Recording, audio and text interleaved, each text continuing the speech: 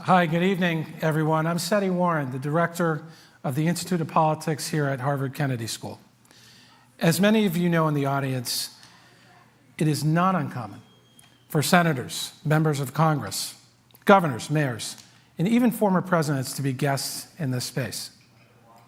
While those luminaries are important figures to host, what is just as important is to invite the voters that elected them to those offices.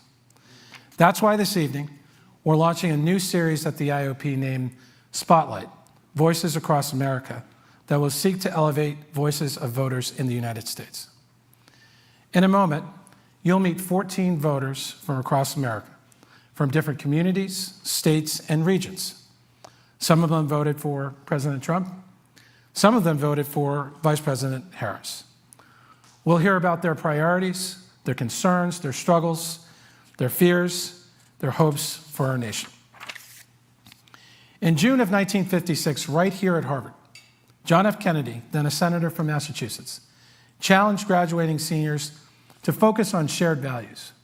Through his strong and thoughtful leadership, he urged them to, and I quote, not emphasize on which we differ, but all we have in common. In the years after he was assassinated, the president's family, close friends, and advisors created the Institute of Politics in his honor in 1966. Its mission, to inspire young people to consider careers in public service and politics. Today, we build on that mission, a firm commitment to preparing this generation to provide good, effective political leadership. Tonight, I ask us to take President Kennedy's lessons in leadership to heart. As he said so eloquently during the summer of 1963, not to be blind to our differences, but to direct attention to our common interests and to the means by which those differences can be resolved. It is my pleasure to welcome IOP polling director John Della, accompanied by 14 voices from across America, from Alabama, California, Indiana, Maryland, Massachusetts, Montana, New Jersey, New York, North Carolina, Rhode Island, South Carolina, Texas, and Wisconsin.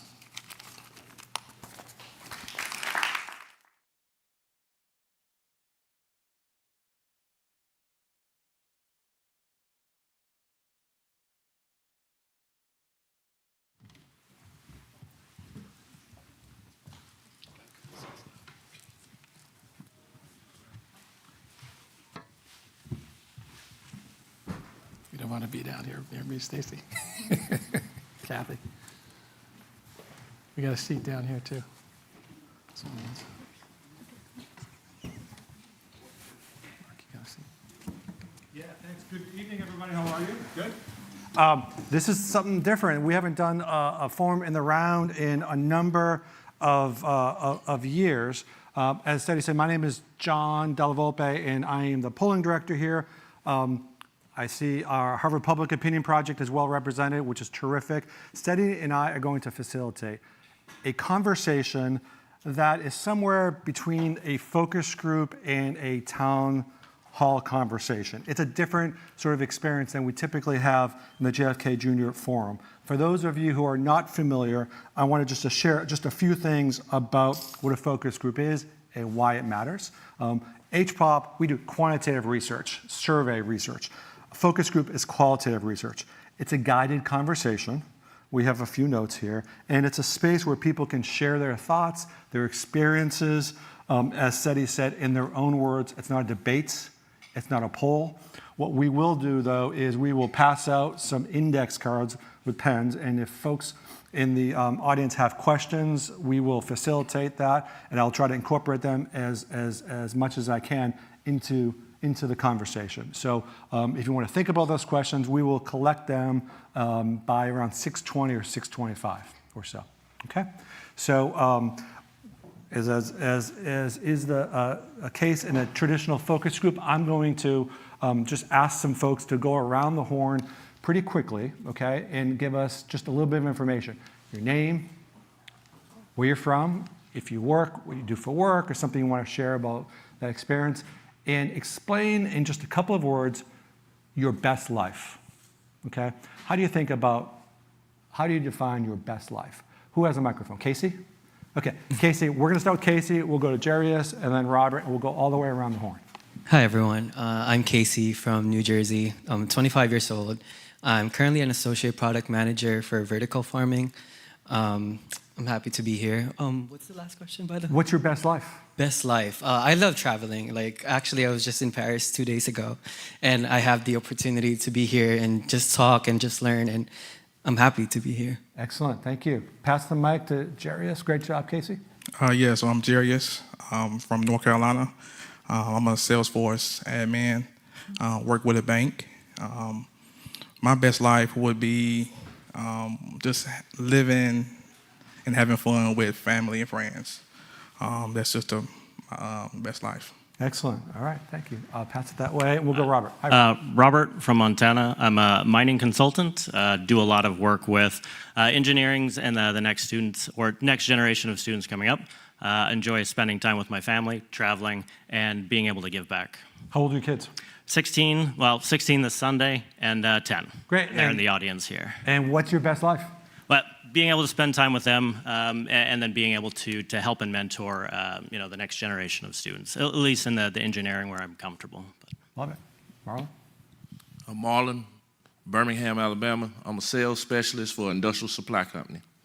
My best life is giving back to the kids in the community. Is it okay if we call you Coach tonight? Yes. All right, Coach. Jerry? Sure. I'm Jerry. I'm from right here in Greater Boston, Massachusetts. That's all I'll say about that. For my best life, I am going to steal from you. I do also, I would like to give back to the community, do educate, which is part of what I do now. But I think a big part of like a ideal life, whatever you said, is just being able to be content, kind of happy where you are. And I think that's something I'd like to strive for. Love it. Allison, hi. Hi. I'm Allison. I'm from Wisconsin. I work full-time as an office administrator at an orthotics clinic. And living my best life is just having no regrets and being able to just say that I'm fulfilled. Great, thanks. Raul, just take a moment, who traveled 21 hours. I did, yes. To get here. I did. I'm happy to be here. Again, my name's Raul. I'm from a city called Laredo, Texas, down on the border with Mexico. I'm 44 years old. I have 2 kids. And best life for me is this is down right up my alley, traveling. I love to travel. I always love to have something to look forward to, and this is just one of these things. Love it. Thank you. Hi, I'm Rachel. I'm from New York City. I am a real estate agent. I like to also give back, especially helping kids, and Central Park is my happy place. Nice. So my name is Francesco. I'm in the Metro West area here in Massachusetts. I'm a director of an irrigation manufacturing company, so we manufacture irrigation supplies. And the best life is just continuing to, it's most fulfilling to me when you just continue to believe, when your beliefs are stronger than you or anybody else's doubts. And you just, continue to live that way. Great. Mark. Hi, my name is Mark Corbett. I'm from Lincoln, Rhode Island. I'm a real estate agent. And the question for my best life would probably be to be present. Be present with my friends and family and reconnect. Thank you. I'm Stacy. I'm from Severn, Maryland, right outside of Baltimore. I am a business owner, and I also do government contracting. My best life includes my family, friends, a lot of crab legs, and the Lord. Hi, my name's Kathy. I'm from Southern California. I'm recently retired, so my best life right now that I'm enjoying more than anything is not having to set an alarm clock. I've had to do that my entire life, and it's so nice. Y'all have something to look forward to. Love that. I'm Stephanie. I'm from Indiana. I'm 46. I was in psychiatric nursing until a few years ago to spend more time with my family, and my best life is traveling and just new experiences. Hi, my name's Desi. I'm from Beaufort, South Carolina. I'm 25, and my best life would be traveling with my husband and son and like showing my son all the stuff that I like to do and seeing, well, hopefully he likes everything I like. Love it. Great. Thank you. So, heard from everyone what their best life looks like. What are some of the biggest challenges you have, worries in your life right now? And what keeps you up at night? Well, for me, rising cost, real estate taxes, the dollar's not going as far as it did in my case, prior to COVID. Do I have to work longer than I thought I had to? Probably.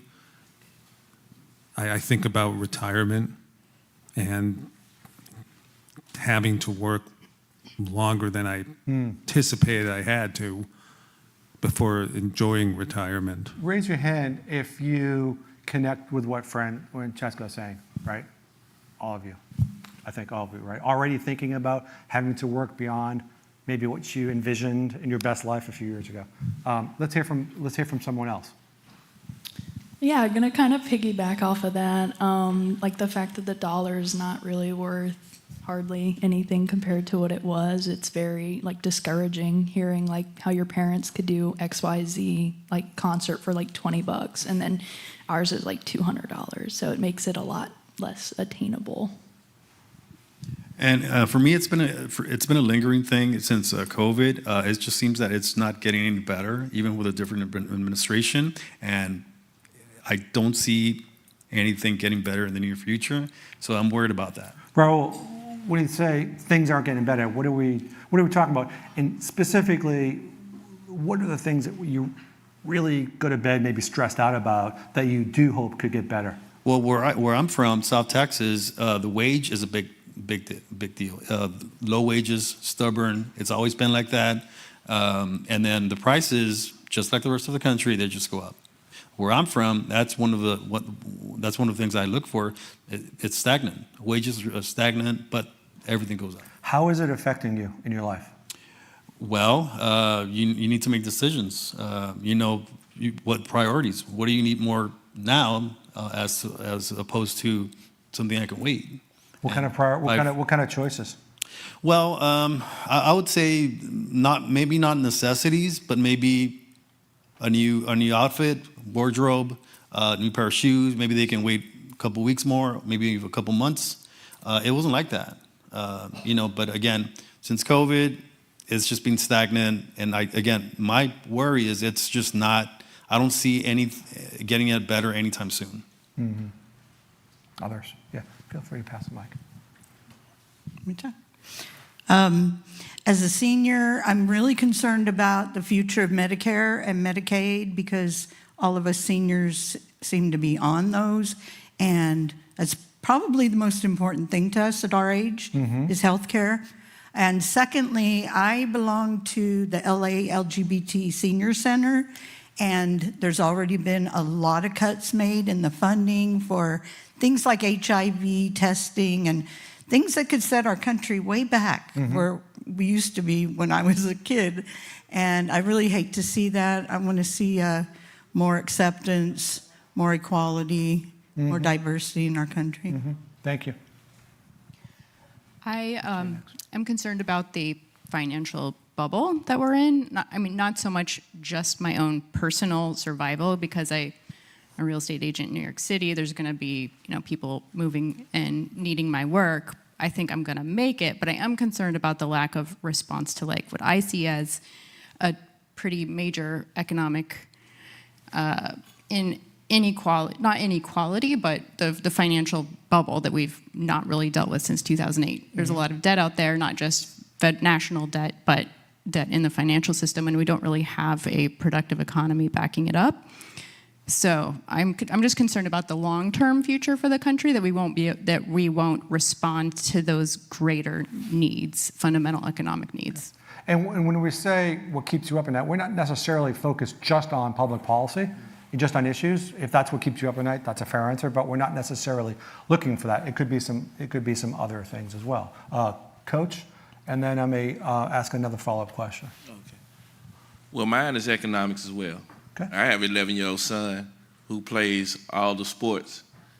If you haven't priced a baseball bat in recent years, a good baseball bat for an 11-year-old probably costs you about $250 to $300. And I make a fair wage. I can't say I do.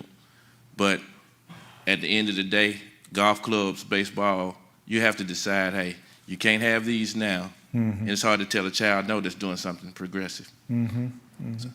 Yeah, I would say also that I'm concerned with the American dream.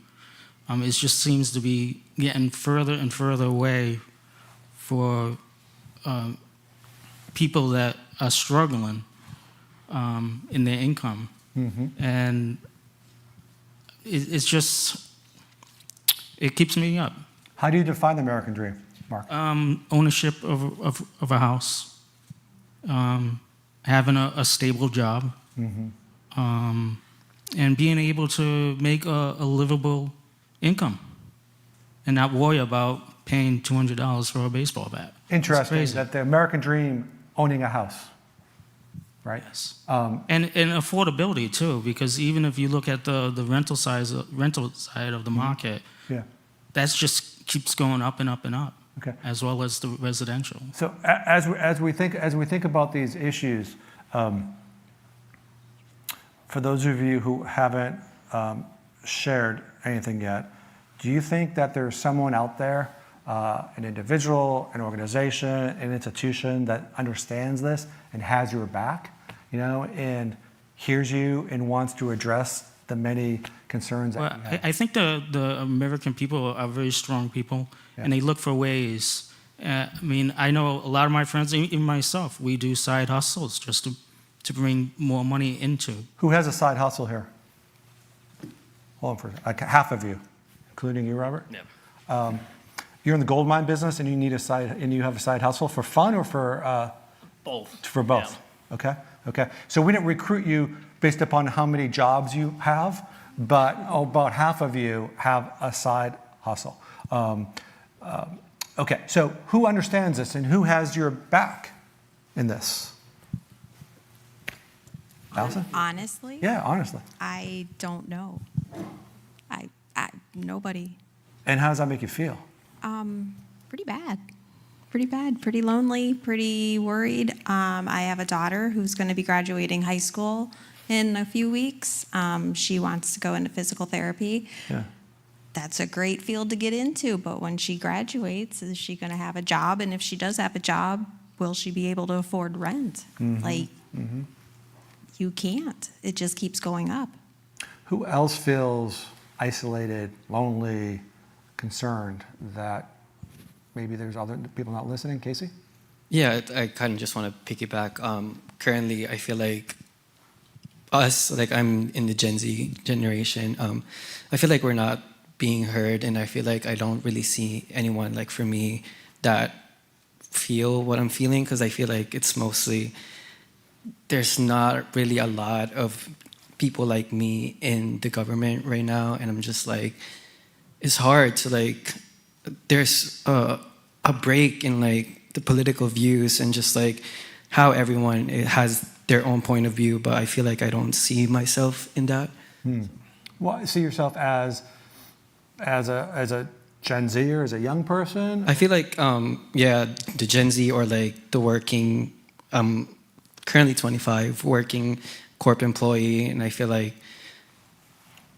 we're just working to survive at this point, and it's hard to especially being young and new to this world, it's hard. But I also see people who are older than you also nodding their head to that in terms of working to survive. Raise your hand if you connect with that statement, working to survive. I think he hit it on the head on that one. Yeah, so I feel the same way. I can't depend on the government. I can really only depend on myself and my family, my wife. And that's because the government has, I won't say let me down, but I can't count on them. And so, the people haven't like a side job or side hustle. I understand that. So I can kind of, relate to everybody, sitting up here now. Yeah. Can anyone name, and we're going to move on in a moment or two, but can anyone give me an example of when government did have your back, the back of like hardworking Americans who are working to survive? Is there an example of a time or a place or an issue? So I'm originally from Louisiana, like South Louisiana. I do remember, like for the BP oil spill in 2009, there was a lot of government, like federal and state, local, like I guess aid and help for that. Yeah. But besides that, I really can't think of a time I felt like they had the people's back. Robert? It was back 2008, first-time homebuyers credit.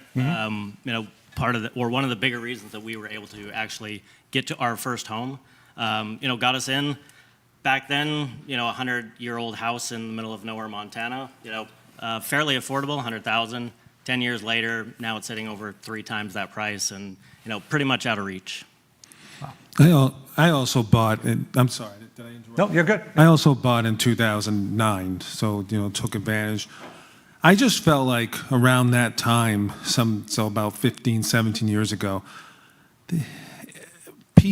people reached across the aisle more. I just felt like there wasn't as much personal bickering between the two parties, especially when John McCain was around. I think he was very instrumental, Harry Reid as well, of reaching across the aisle, and there just wasn't so much just personal bickering. Yeah.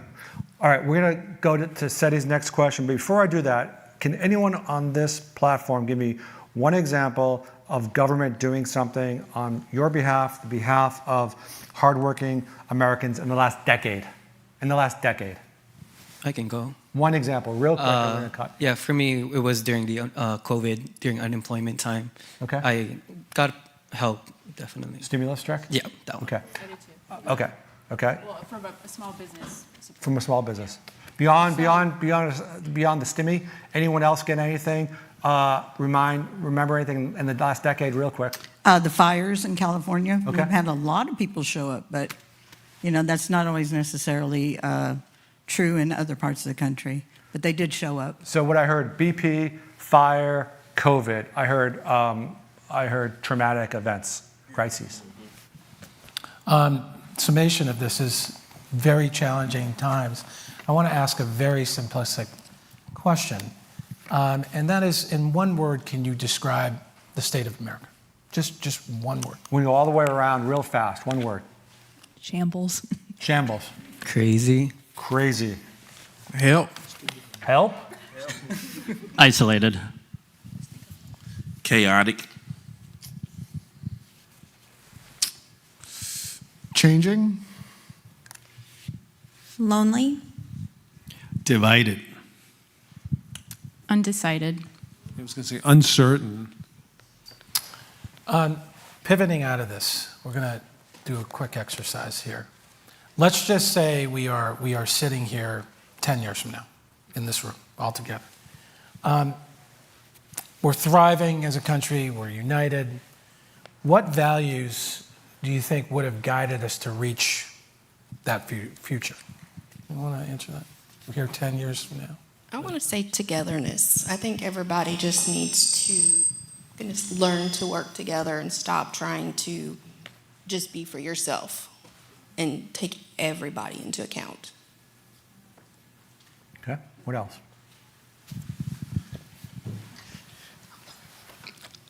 I don't think we can say that at this point. I think it's a time of transition, and I think the values that would allow us to come together and to get that togetherness is just something that's unclear right now.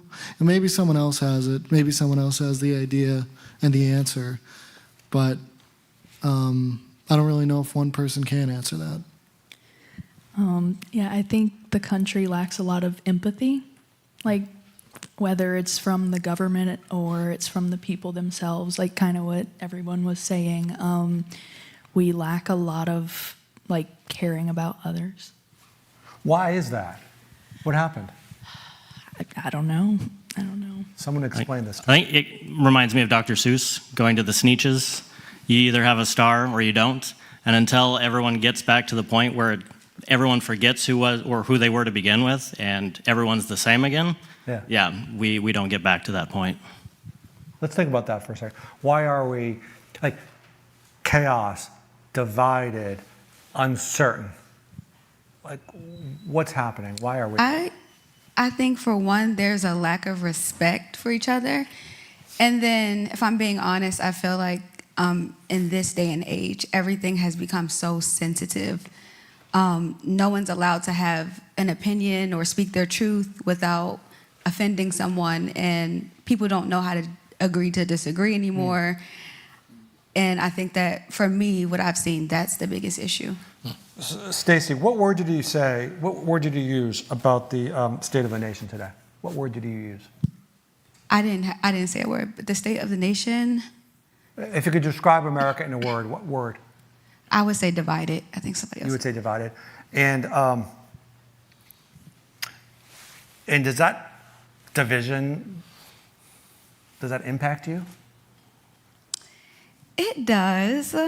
I think that the division that we have does, because at the end of the day, this is the nation that we all have to live in. And I think we all have hopefully the common goal. We want America to thrive. But I think that a lot of the times we're just so invested in our beliefs, our goals and visions. So that's what we're focused on. But I think everyone in this room wants the nation that we live in to thrive. So, I think was it Marlon who's a chaotic? Do you use the word chaotic? And I'm really struck by that, because we can say, we like chaotic, divisive, et cetera, but like, what's the real cost of that chaos, right? How is it impacting all of us? Stephanie, as you, are you paying a price for that chaos? I am. Mostly my husband is because all of these cuts and things, he's a disabled veteran. And he relies on the VA for all of his care, and it has gotten to the point where it's 3 months to get into a doctor. And he has mental issues, and it's come down to the point where he could not get help and had to be hospitalized because he couldn't get into a psychiatrist. And it used to not be that way. It used to be you call, you're there that same day, and our veterans deserve way more than that, because the freedom we have is because of those veterans, and they should be put on a pedestal, and they should be the first to get anything they need. Thanks for sharing that. Yeah. What's affecting me is my children are 47 and 31, and neither one of them want to have children. They don't want to bring them into this country and the chaos that you were talking about. And I never thought I wouldn't have grandchildren, but now I'm starting to worry about it. And so many seniors I know don't have grandchildren because a lot of the young people don't want to get married. They don't want to bring children into our country, and that's so sad. We last week we released, and Mr. Jordan Schwartz is behind me, the chair of the HPOP project, and we found that 47% of 18 to 29-year-olds, only 47%, indicate that having children is an important part of their futures. So less than half. So I think your children are certainly kind of aligned with even the younger generation as well. Yeah. Who else wants to share? I'm curious about this cost of this chaos and how it's affecting you as individuals. Marlon, you started with us. John, going back to what Mark said about the American dream. The American dream for me growing up was you got married, you bought a house, you had 2.5 kids and a white picket fence. Exactly. So now no one wants to have the 2.5 kids because it costs so much to have kids, costs so much to have a house. So you struggle. A lot of people struggle by themselves. So they don't want to bring a partner into the struggle with them because it's easier to struggle and defend for yourself than having to defend for yourself, your spouse, and your kids. Mm-hmm. You guys connecting with this? You guys agree with that? Yeah, okay. I think part of that is that something happened, when I was a kid growing up in the late 2000s, early 2010s. Just something happened where it became about being out for yourself, not being, not having a family. And I think that's part of the division. There's less of, it's coming back now, I think especially since COVID. And it's hard to see because, the government hasn't been there. And I don't know if it was part of it before. It's hard to say. I would have been too young to know. But there just wasn't an emphasis on community for such a long time. And, it feels like it's coming back now, but... How does it feel it's coming back? It's hard to say. It's mostly just hearing people talk. Mm-hmm. Like being at this circle, just the way people are talking. It felt like something people didn't acknowledge, or maybe they didn't know about it. They weren't aware of it. But, now it feels like people are becoming aware of something's off. There's some deficit. Mm-hmm. And, be that lack of response from the powers that be it, people shutting themselves off and, really taking like a really like venomously individualistic approach to the world. I don't know, but it just feels like, I don't know. I shouldn't say it feels like things are on the mend, but it feels like people are trying to have a brighter outlook than they've had in the past. And maybe it's because times were not great. Mm-hmm. Mm-hmm.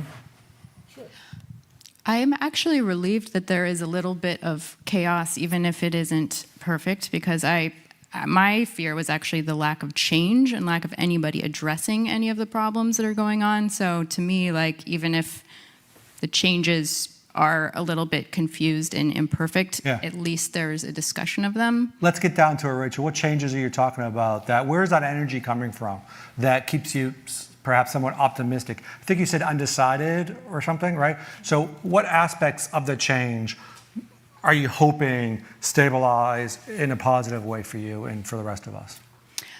I hope that we do start focusing on economic issues for the regular person, and I think there is more discussion of that, and there's intention to try to bring back manufacturing and production, which I think that will help stabilize our economy.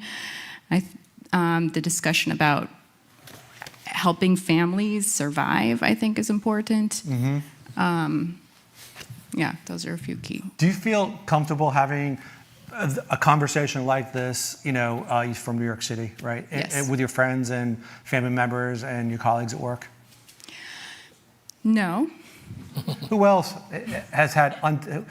feels like it's difficult to have conversations? We're just talking about what your goals are in life, right? Like, this isn't even partisan, right? I don't know whether you're a Democrat or Republican or independent. We're just talking about the direction of the nation. We're talking about what keeps you up at night. And we're not having those conversations. Discussions, yeah, they've been happening a long time, but the action from those discussions, no. Mm-hmm. So I feel like they're not happening. And I'm in the manufacturing business, and I can already tell the last month the prices of, getting product has gone up about just under 20%. So we've had to lay off, 11 out of the 47 people. Just in the last month? Just in the last month. In April? Yes. Are you concerned about your job?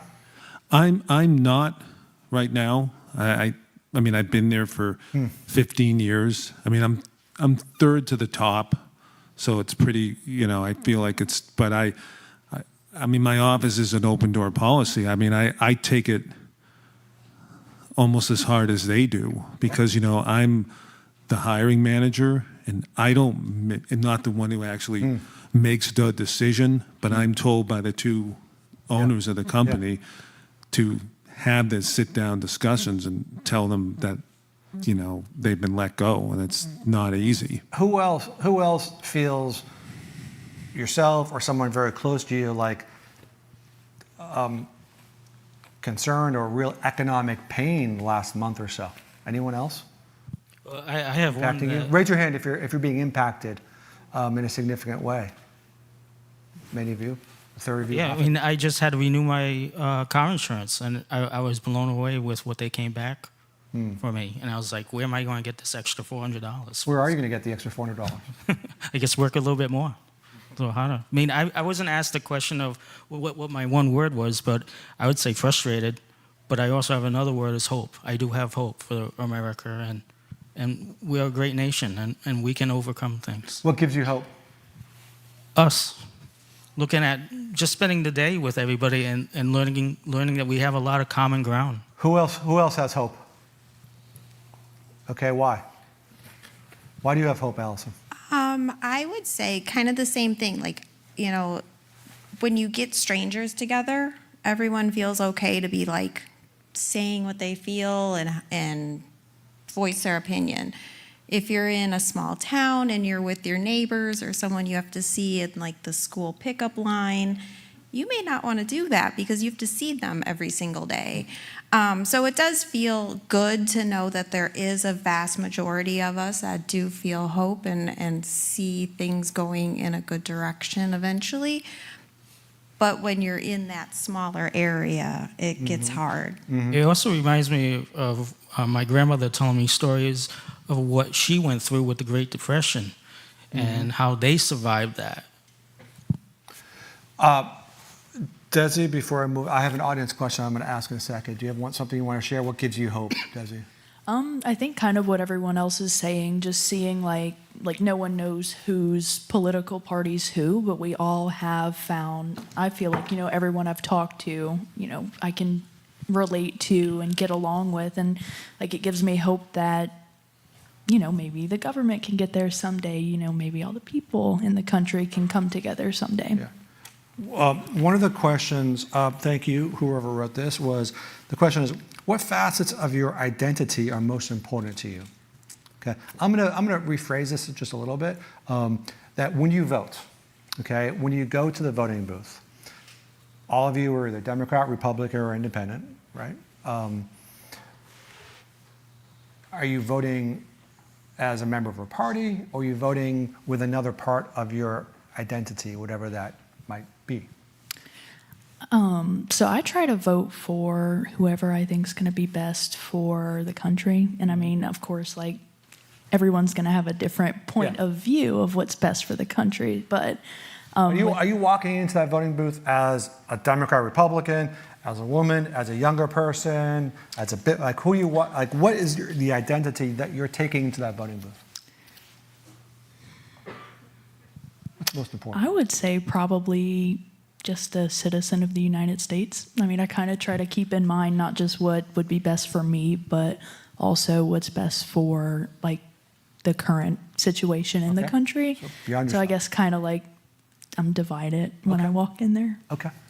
When I go to the polls, I'm leading with my Christian values. So there's no Democrat, Republican, Independent. It's what aligns with what the Bible says. But I will also say that regardless of the outcome, I know that the Bible also calls me to submit to whoever is in authority and pray for them. So I am Bible-led, so yeah. And thank you for sharing that. You're walking in as a Christian, and therefore, what issue was most important to you in the last election as a Christian?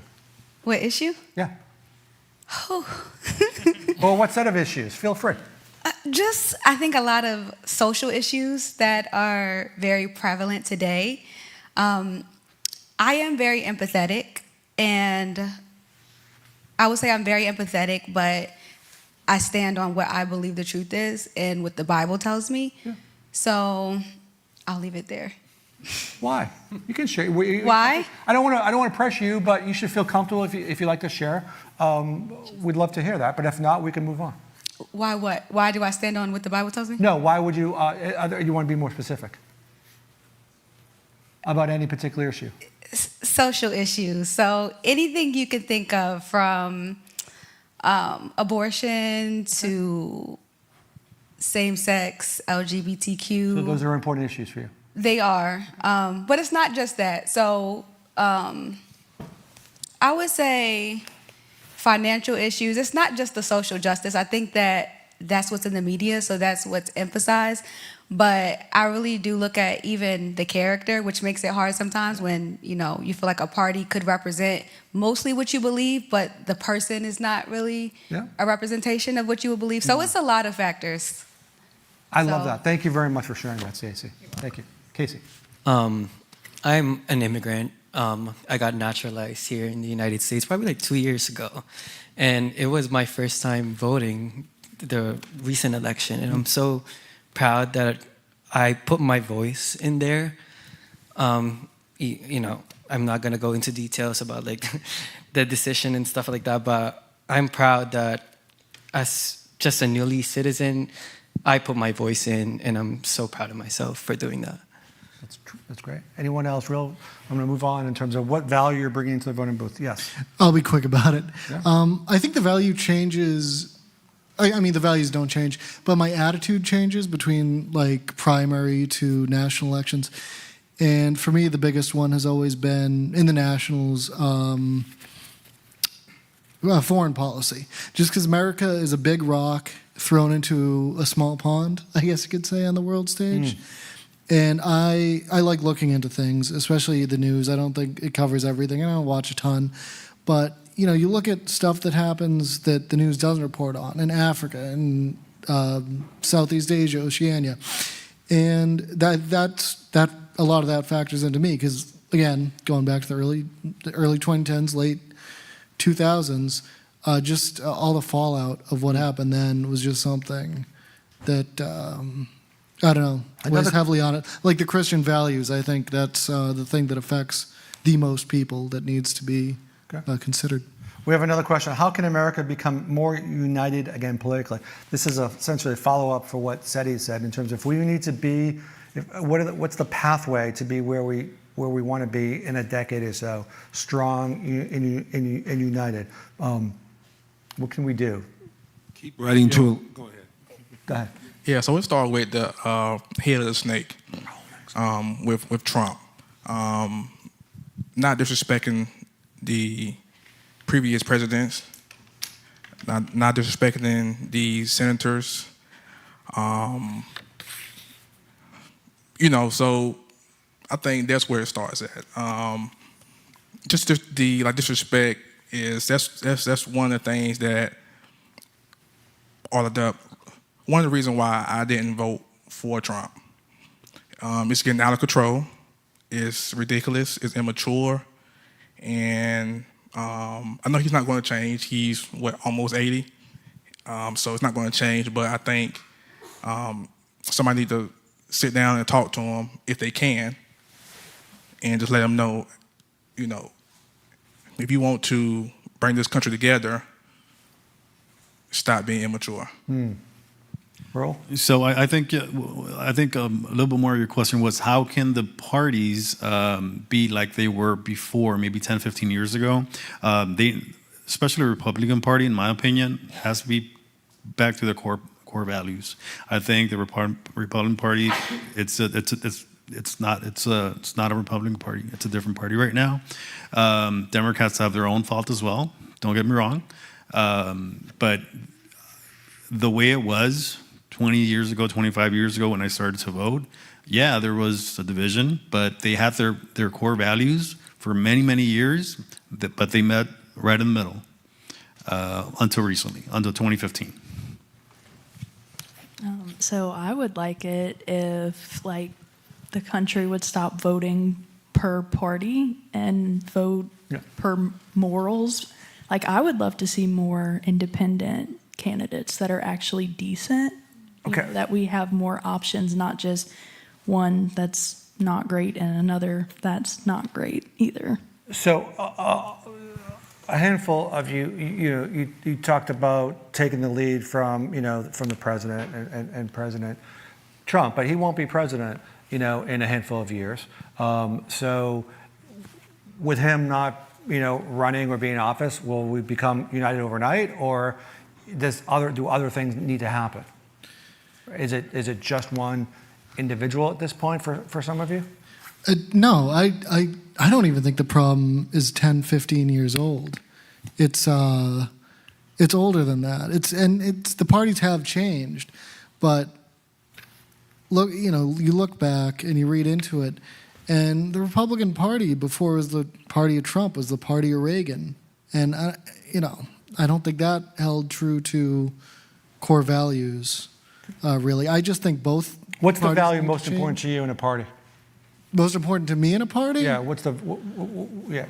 You said they don't hold true to their core values. What are we talking about? Which core values? If I had to go back, I'd say like, well, it's cheating to say Kennedy for the Democrats, but I think like not 60s for the Democrats, God no. But after that, you know, after they reformed with Kennedy would be good for them. I like that for them. And sort of like Eisenhower, Nixon, early Nixon for the Republicans. I think that was really like the pinnacle. Robert?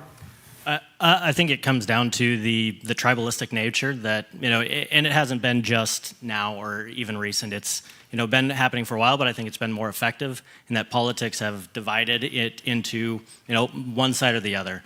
So down this line, we'd have 7 people, one on one side, one on the other. You can't be in the middle. There's no other voices that count. And you know, they're really good at finding a boogeyman or, you know, someone to attack that's this nebulous idea of everything that you fear. And who do the Democrats use and who do the Republicans use as the boogeyman? So Republicans, migrants, far left, whatever you want to call it. Democrats, it's going to be MAGA, far right. Everything's an extreme. There's no middle ground anymore, and until somehow we can get back to that, it doesn't matter what we do. Has anyone in this space felt under attack because of your political views? Raise your hand if you felt under attack. By whom and how? Why? Francesca, President Rachel, would you mind, Rachel? Sure. I voted for President Trump, and I am in a Democratic state, and people think I'm crazy. And, well, why did you vote for President Trump? One huge issue was international. I think we needed to really stop the wars. He wanted to work with Russia and China and get out of the wars in general. It was the first presidency where we did not start a new war. And to the fact that he's addressing the economic issues in the United States when I feel like the Democrats, and I was a Democrat, are not addressing those. Thank you for sharing that. Who else feels under attack and why? I do, and it's by my church. I had to leave my church because I believe in God. But I also believe a woman has the right to choose. I believe someone has the right to be gay. Mm-hmm. It does not affect me if 2 women want to be married. More power to them. And I was looked down on because, well, you're God-fearing. You shouldn't believe those things. And God should love us all. And we all deserve to be happy and safe.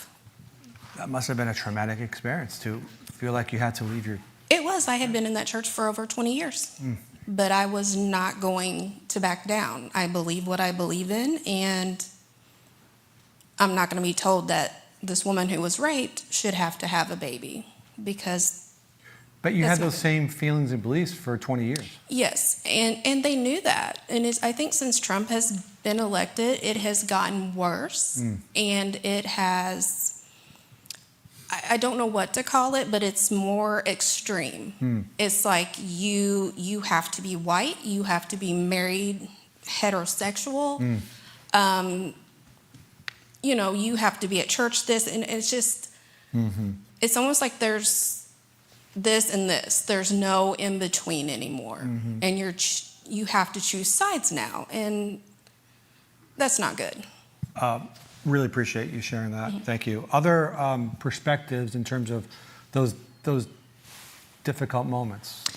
Yeah, so I'm independent, so like I think both sides are silly at times. And I've felt like a lot of social media, I've had really close friends like post like if you don't vote XYZ, then delete me off your friends list. And so like I don't feel like I can talk to friends about certain like political standpoints or anything. And like I've also seen posts about like I hate how people say they're independent, like either or this or that, and I'm like, why do you have to choose one? Do you mind sharing who you voted for last election? I voted for Trump.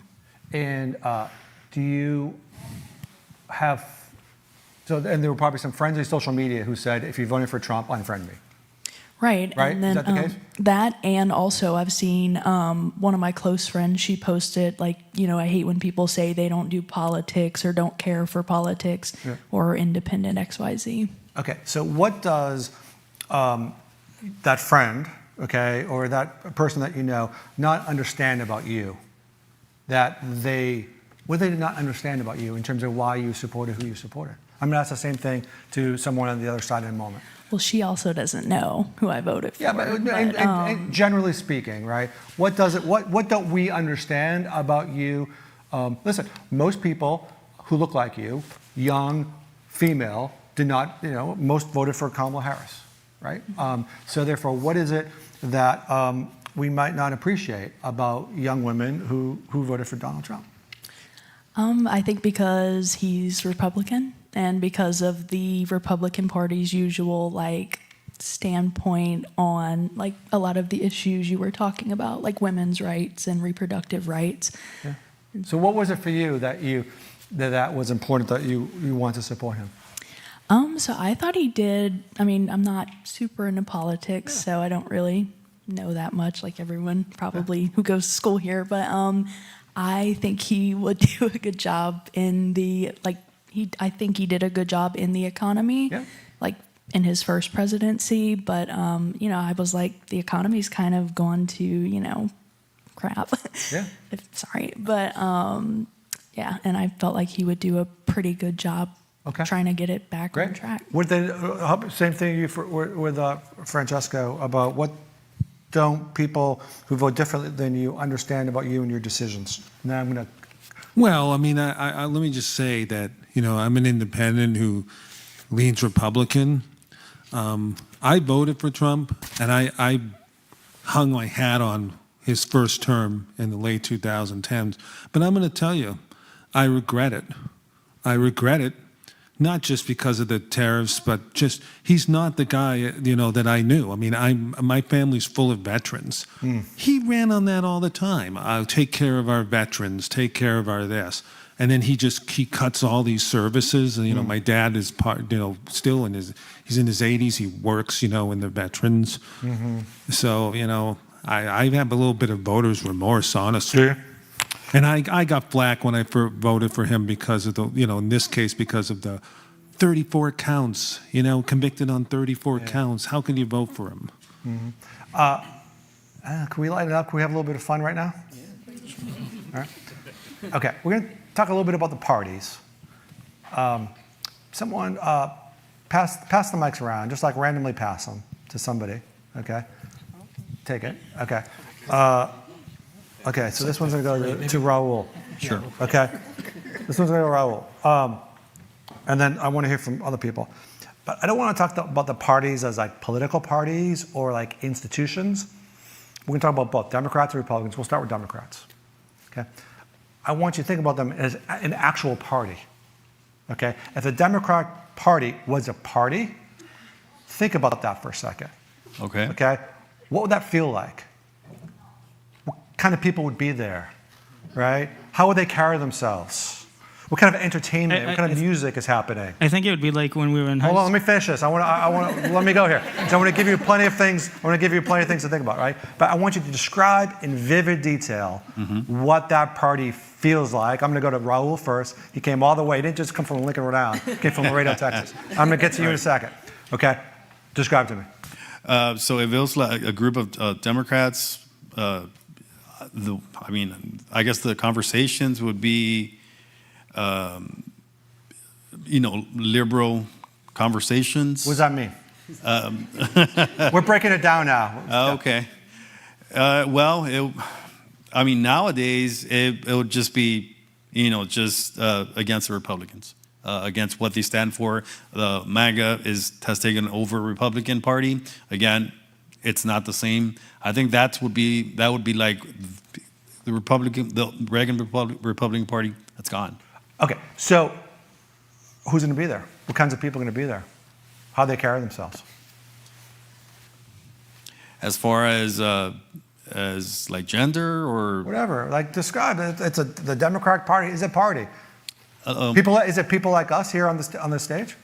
I think it would be younger people. Younger? Okay. Younger people. I would say between 18 and 50. Okay. Majority, I would say maybe 60, 40 women. Okay. What kind of music is? What kind of music? Yeah. A lot of hipsters on there. A lot of hipsters. Yeah. Would you feel comfortable there? I would, even though I don't want to say I'm an independent. I do lean towards Democratic, but again, I could go either way. But that's, I would be there. Yeah. All right, Allison, be brutally honest with me. Is this a party you want to show up for? His party? No. We know the answer to that one is yes. The Democratic Party, right? Paint a picture for me. How many people are there? Big, small? No. Very, very private. It's very private. Yeah. Why is it? Okay, very private. And what's the conversation? It's kind of dull. Kind of dull? Based upon what? What kinds of things are they talking about? The weather. Okay. What they watched on A&E the other night. I don't know. Okay. And are they drinking? You would ask the person from Wisconsin if they're drinking, right? What kind of beer are they drinking? Are they drinking beer? Yes. They're drinking Pabst. No, I don't know. Okay. Would you feel comfortable there? No. I feel it'd be really dull. Like, I don't feel like it would be a very fun party at all. Okay. Yeah. I feel like a Democratic Party would be lit. I feel like it's gonna have great music. The drinks are gonna be flowing. People are gonna be standing on couches. Everyone's gonna be giving hugs to each other and loving each other. I feel like pretty much everyone would be at this party. Just don't say that you support Trump. Mm-hmm. But I feel like it would be a really good time. I would feel comfortable just because I feel like it's a representation kind of my old life. So I feel like I would be comfortable. I could fit in. I could adapt and things like that. But probably wouldn't catch me at it these days. What kind of conversations do you think are happening there? Oh, it has to be like political conversations? Yeah, but no, it doesn't necessarily need to be. I mean, Allison said they're really boring, and Raul said they're really just talking about the other side, right? No. So what kinds of conversations do you think Democrats are having in these kinds of parties? Just random stuff. Just random stuff. I feel like whatever they're feeling, whatever. Just whatever. Yeah. How about you, Jairus? Yeah, so I believe it's going to be a lit party. I agree with Stacy. Yeah. It's going to be fun. You're going to have all the actors and sports people there, across all sports, drinking, fun, food, talking about just any and everything about life, family, politics. What kind of politics? What kind of issues are they talking about? Maybe just what's going on. Just what's going on in the world. About the other side, of course, about what we can do to make this country a better place and all those good things. What's the Republican? Is the Republican Party lit too? No, I think it's invitation only. I think everybody is standing up, standing up, looking one way for one person to come out, a side curtain, to come sit at a podium and talk to them. Okay. Doing this right here. So I know what music therefore is being played. Tell us what kind of music. Rock, maybe. What's his name? Kid Village Rock? People? I thought you said the white. No. Oh, Kid Rock? Yeah, okay. Kid Rock. Right. Another vision of the Republican Party. Jared. First of all, I think everybody's right about the Democrat Party. I think there's two going on. There's one on the third floor, that's the boring one. And then on the ground floor, there's the fun one. I think that's the state of them right now. But Republican, yeah, exactly. A Republican, I think it's like a carnival kind of right now. Maybe a little dulled right now, but I think I definitely think it's a carnival. I don't know about invite only, but you probably need a ticket. Yeah, the carnival. YMCA. YMCA, that's one, right? Yeah. I just got back from Texas. I lived there for 15 years, and even though I lived in Texas, I was always a Democrat. I think I might be the only Democrat here, but anyways, I was really surprised at how much they spoke politics. It's like all they talked about. They were obsessed. It was really strange to me. They were all wearing camouflage clothes, and they had those Confederate flags, big, giant Confederate flags, the biggest flags I've ever seen in my life. And they were listening to country music. Yeah. I guess what I'm trying to get to is, at any one of these parties, would there be, would there be meaningful conversations, right? Would there be a connection to what we're talking about here, in any way? No, I feel like it's their way or the highway. They didn't want to even associate with me when they found out I was from California. Oh. And they told me really weird things like, we don't like California. I said, why not? They said, because you can't buy gas there. And I was like, what? They have these strange ideas about democratic states that aren't true. I don't know. Desi, you've got something to share? I think they might get them off trolls off the internet or something. Desi? Yeah, so I think the Democratic Party would have EDM music. I think it would be a fire party. I would go to that party. You would go to you wouldn't vote for them, but you go to that party? I'd vote for him if I liked the candidate. But then the Republican Party, I feel would be retired veteran boomers telling war stories, drinking whiskey. 'Cause my dad's he's that. So yeah, from experience, that's what I can imagine. And then they got their camouflage on. All that funny stuff. Does anyone think that the Republican Party would be an old school high school party that they were all the jocks and popular kids, and if that quiet kid came and rang the front door, they'd just be like, you ain't coming in? I feel it would be them, but old. Yeah. I think a Republican Party would honestly be a snooze fest, just boring. The total opposite of what I described. So I wouldn't want to be at that one either. Why would it be a snooze fest? Because I feel with Republicans, a lot of times it's a performance. You have to have a certain demeanor about yourself to belong or to fit in with Republicans. So I feel it's a lot of, even though you might authentically be this way, that's when you have to put on the suit and the tie. You have to speak proper, and you have to sit up straight and do all that. And I don't know, I feel doing all that. Coach? I was going to say, piggybacking on what she said, a snooze fest.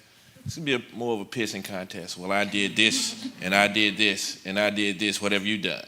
Mm-hmm. It's not, what can we do together? Mm-hmm. It's always individualized. Mm-hmm. Mm-hmm. Mm-hmm. Yeah, I was about to say the same thing. I feel the ego will be just I did this, you did this, I did this. So I feel it's just gonna be loud as hell. People just speaking left and right, and you don't even hear this other people, but I have to say this, so I have to speak. So Right. So the attendance and the vibe of each party is quite different, right? At the end of the day, though, is a policy? Is there any real difference in terms of what they're able to effectuate, Rachel? No, I think they're all waiting for the after party, that they say one thing at the party and then they go hang out with their friends afterward, and that's what they're waiting for. Mm-hmm. Anyone agree with that comment? Yeah. Right. Okay. So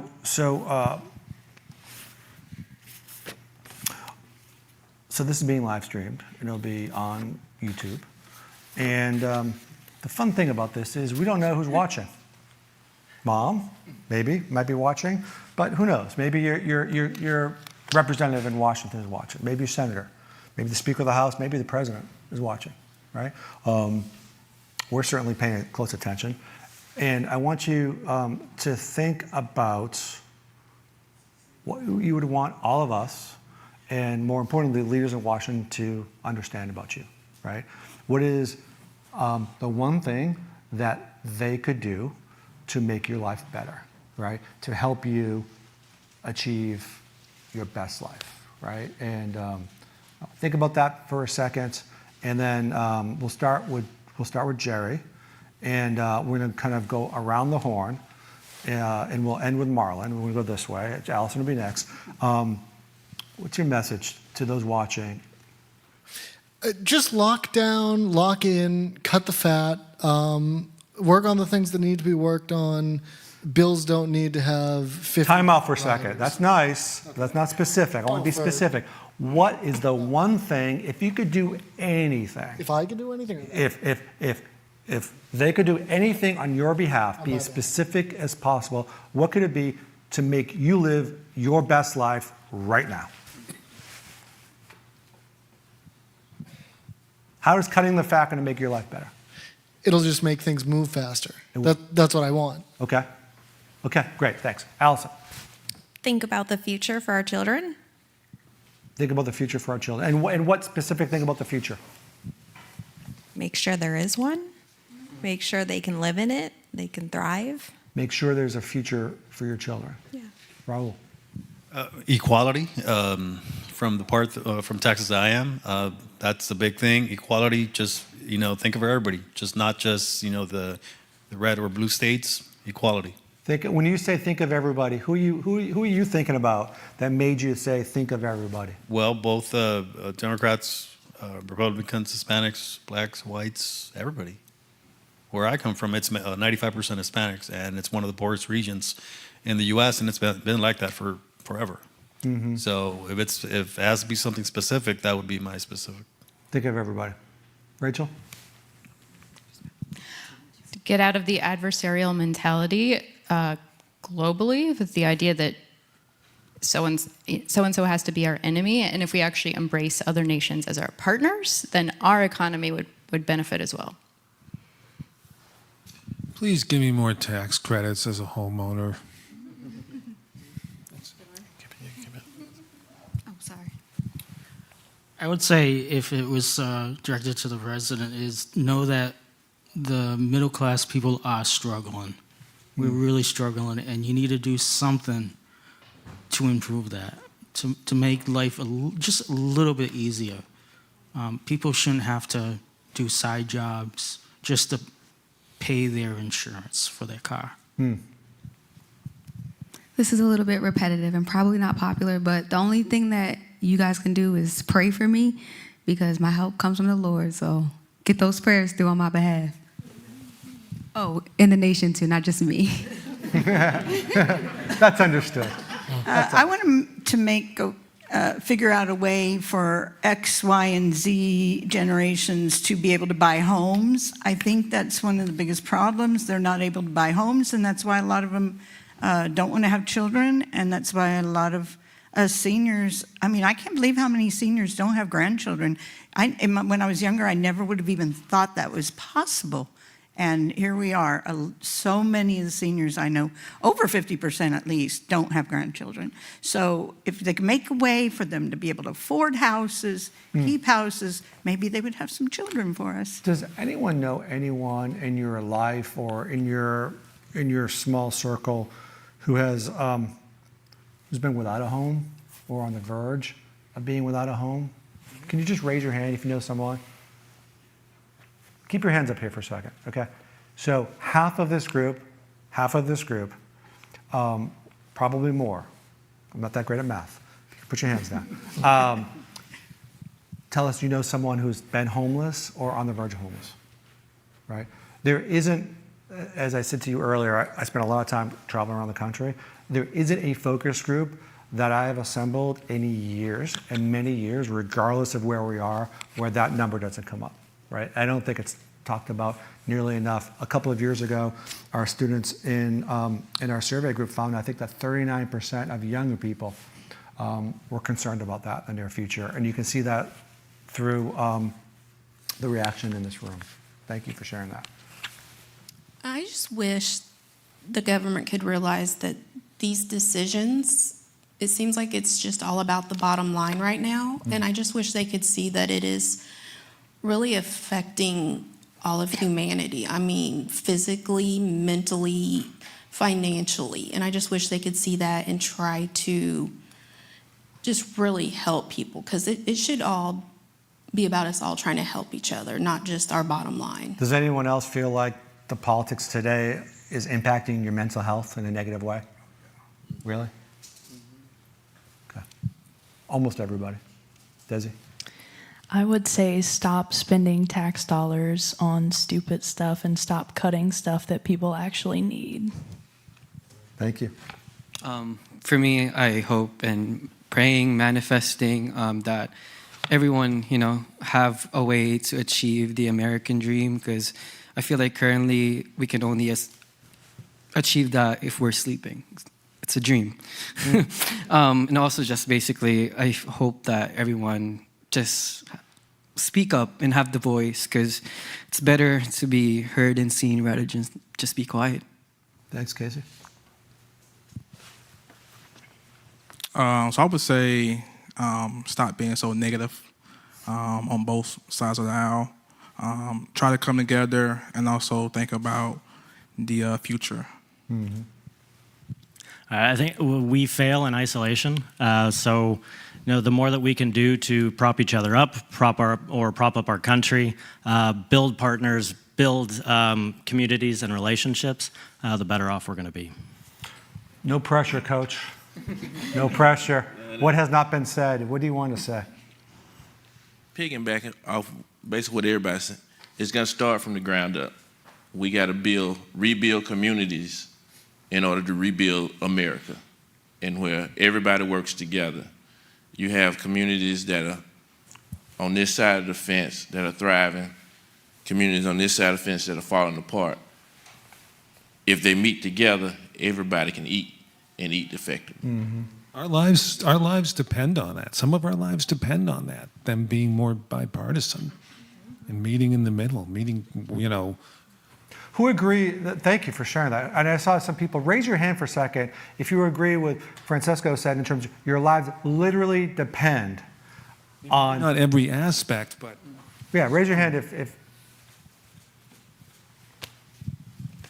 Well, before we close out, I have one last question. What's one thing that someone else said this evening that stuck with you during this discussion? One thing that stuck with you that someone else said. I appreciated that Desi said she voted as an American, not for her specific identity. I was really struck when you said that we were all just kind of trying to fight to survive. It kind of stuck to me that you, Allison, thought the Democrats would have a boring party. Like usually they have I was like, they got the colored hair. They're kind of fun to be around. So I was But that's the third floor one, not the first floor one. That's fair. No, Francesco, I appreciate your comment that, our lives depend on this. It feels like a game outside of this, but, this is our lives, and we need to come together for it. Rachel and Francisco. Rachel said that she think that we should work with different partners that we don't usually work with.